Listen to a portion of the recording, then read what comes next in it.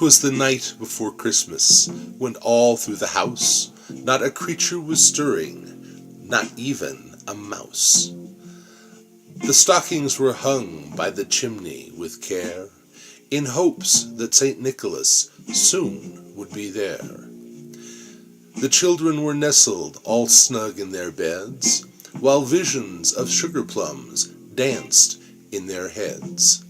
And Mamma in her kerchief, and I in my cap, had just settled down for a long winter's nap. When out on the lawn there arose such a clatter, I sprang from the bed to see what was the matter.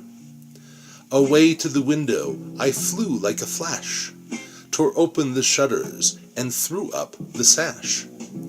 The moon on the breast of the new-fallen snow gave a luster of midday to objects below, when what to my wondering eyes should appear but a miniature sleigh and 8 tiny reindeer, with a little old driver so lively and quick, I knew in a moment it must be Saint Nick. More rapid than eagles his coursers they came, and he whistled and shouted and called them by name. Now Dasher, now Dancer, now Prancer and Vixen, on Comet, on Cupid, on Donder and Blitzen, to the top of the porch, to the top of the wall, now dash away, dash away, dash away all. As dry leaves that before the wild hurricane fly, when they meet with an obstacle, mount to the sky, so up to the housetop the coursers they flew, with a sleigh full of toys, and St. Nicholas too.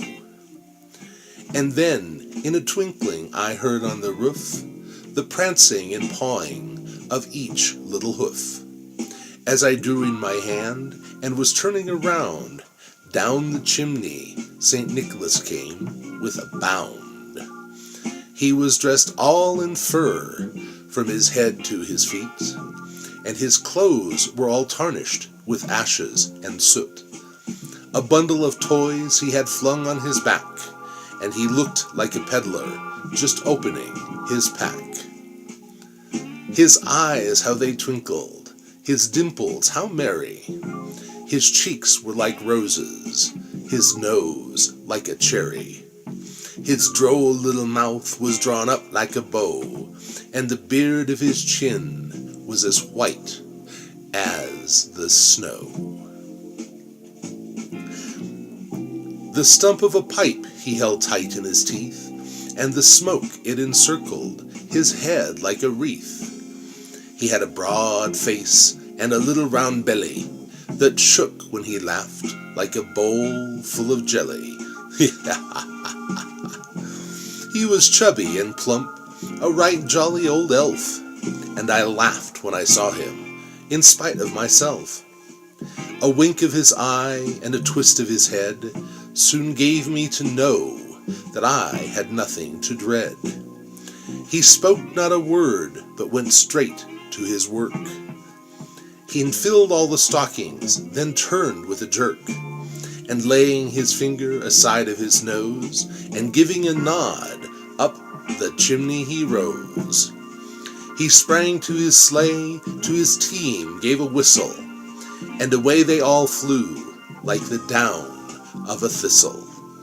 But I heard him exclaim, ere he drove out of sight, "Happy Christmas to all, and to all a good night.